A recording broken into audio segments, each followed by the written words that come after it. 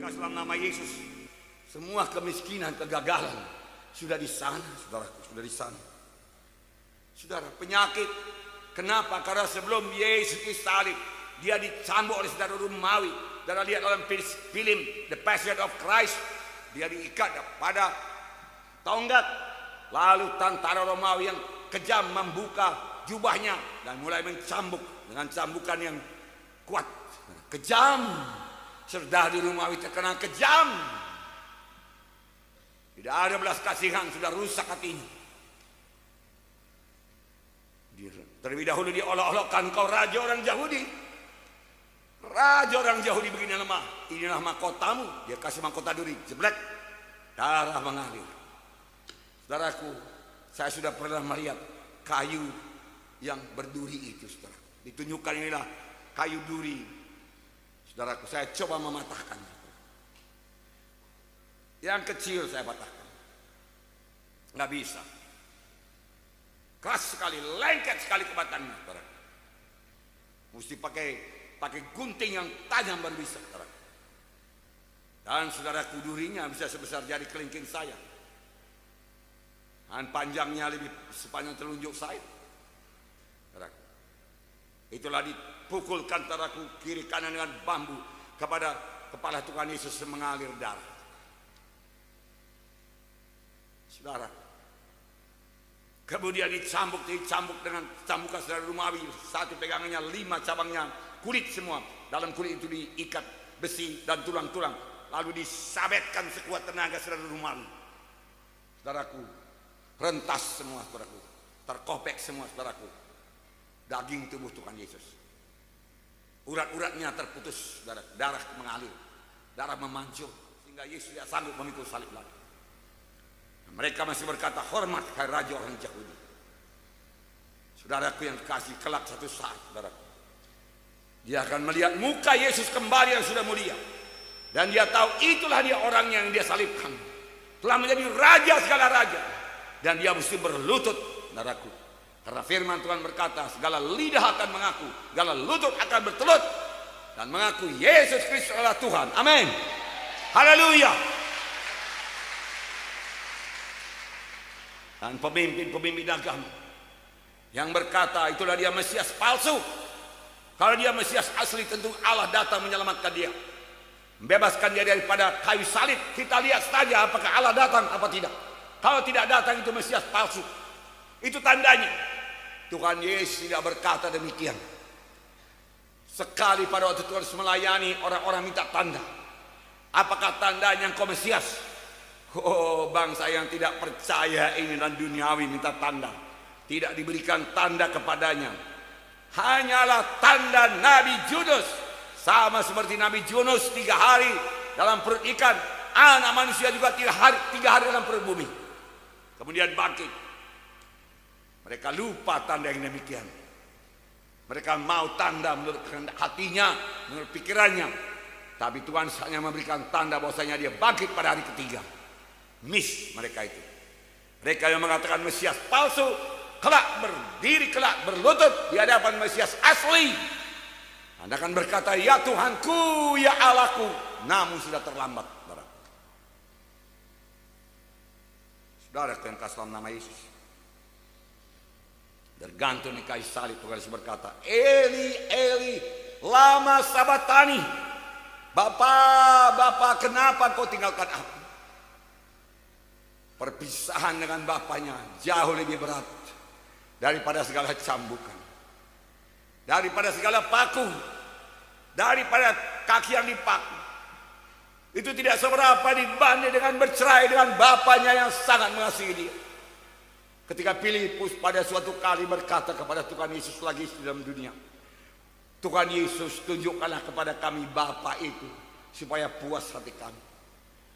Tuhan Yesus berkata, hai Filipus, begitu lama engkau bersama-sama dengan aku, dan engkau tidak tahu aku dalam Bapa, Bapa dalam aku. Aku dan Bapa itu satu, Filipus. Tetapi di kayu salib terjadi perceraian, menghancurkan hati Yesus. Tapi biarlah kita kenal dosa menceraikan kita dengan Tuhan. Kematian itu perceraian. Kapan roh saudara pisah dengan tubuh saudara, maka tubuh saudara mati. Dikatakan kematian badani. Kapan roh saudara tidak dapat bersekutu dengan Roh Kudus, maka saudara mati rohani. Ada mati rohani, ada mati badani. Tuhan Yesus memberikan hidup. Hidup rohani dan hidup badani dan bahkan hidup yang kekal. Saudaraku, hanya Yesus jalan ke sorga. Saudaraku, dan Tuhan Yesus berkata kemudian, sudah genap. Lalu dia menyerahkan nyawanya dan mati di kayu salib. Yakinlah semua, bilur-bilur Yesus sudah menyembuhkan penyakit saudara. Penyakit apa? Kanker. Bilur Yesus lebih berkuasa daripada kanker. Amin. Percayalah, kanker bisa lenyap oleh bilur Yesus. Tumor bisa lenyap. TBC sembuh dalam nama Yesus. Stroke sembuh dalam nama Yesus. Penyakit jantung sembuh dalam nama Yesus. Saya ini bekas penyakit jantung. 4 hari di ICU hernia. 4 orang dalam ICU. Saudara, hari yang pertama saudaraku, 1 jalan lewat saudaraku. Mereka dongkrak saudaraku dengan mesin itu, dipukul saudaraku, nggak ada reaksi lagi. Mereka pukul-pukul dadanya, saya lihat saudaraku. Hari kedua 1 lagi saudaraku, dari pintu belakang keluar. Lalu tiba-tiba di luar kedengaran jeritan tangisan. Saya pikir Tuhan, saya pikir. Hari ketiga 1 lagi. Saudaraku, demikian juga saudaraku. Pukul dengan mesin itu, dipukul saudaraku. Tubuhnya pun naik ke atas saudaraku. Saudara, tapi tidak ada reaksi. Saudara, sekali lagi pukul lagi, tidak ada reaksi. Sudah. Jeritan di luar. Saya pikir besok giliran saya. Saya tidak mau, nggak mau aku Tuhan, saya katakan. Aku memandang kepadamu Tuhan. Aku memandang kepada bilurmu Tuhan. Okelah obat ini semua, namun kelihatannya tidak begitu mampu Tuhan. Tapi bilurmu mengalir, Roh Kudus mengalir, saya katakan. Roh Kudus menghidupkan tubuh-tubuh yang fana. Organ-organ tubuhku berfungsi Tuhan, saya katakan. Saudaraku yang kasih dalam nama Yesus. Pada waktu itu sebelum saya masuk rumah sakit, memang sudah beberapa lama sakit jantung. Saya tidak bisa bicara kuat seperti ini. Jantung saya terus. Kalau saya bicara kuat. Saudara yang pernah mengalami sudah tahu. Menderita.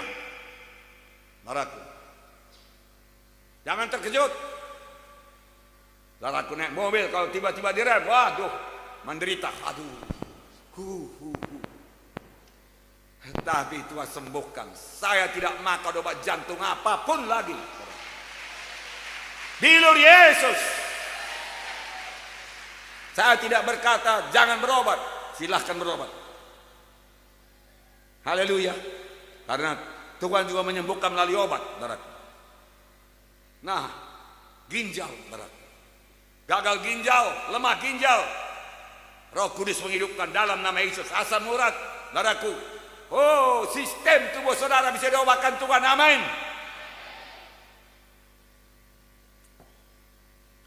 Segala macam penyakit najis, HIV, AIDS, darah Yesus sanggup menyucikan. Haleluya.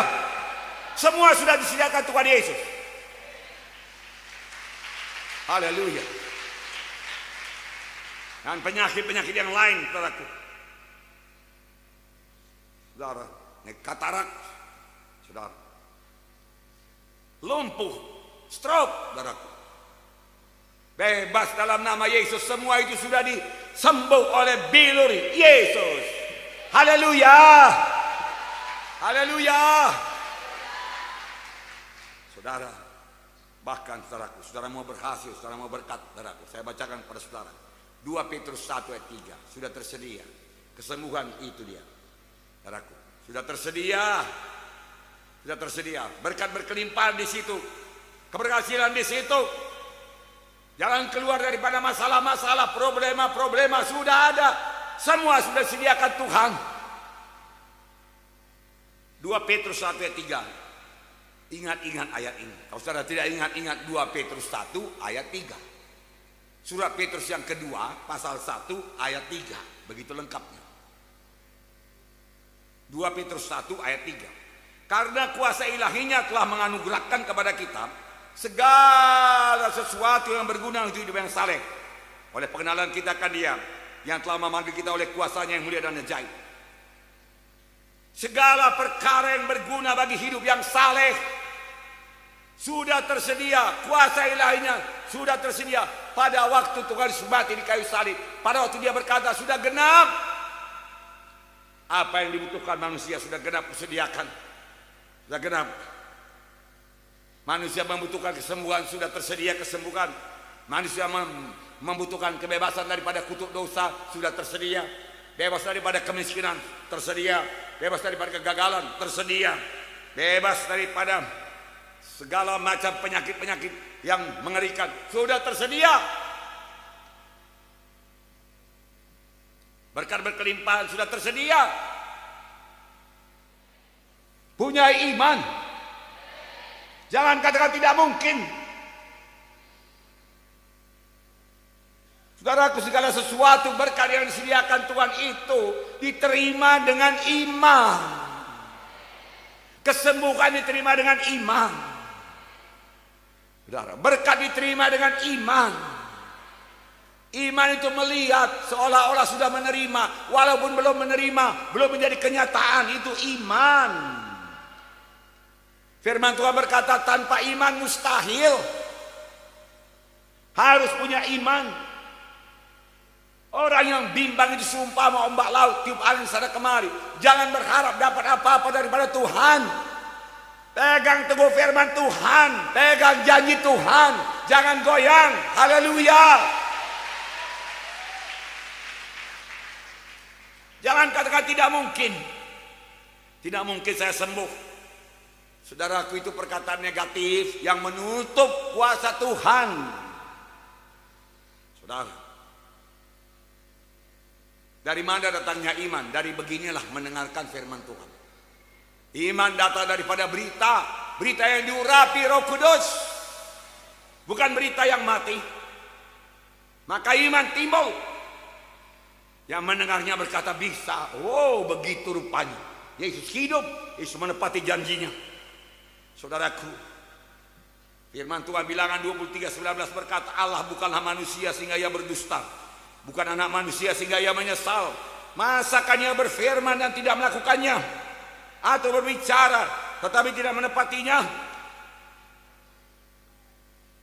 Allah bukanlah manusia sehingga ia berdusta, bukan anak manusia sehingga ia menyesal. Masakan dia berfirman dan tidak melakukannya, atau berbicara dan tidak menepatinya? Percayakah saudara? Allah bukan manusia, Dia Allah. Ucapkan apa yang saya ucapkan. Allah bukanlah manusia sehingga ia berdusta, bukan anak manusia sehingga ia menyesal. Masakan dia berfirman dan tidak melakukannya, atau berbicara dan tidak menepatinya? Pasti dia tepat. Haleluya.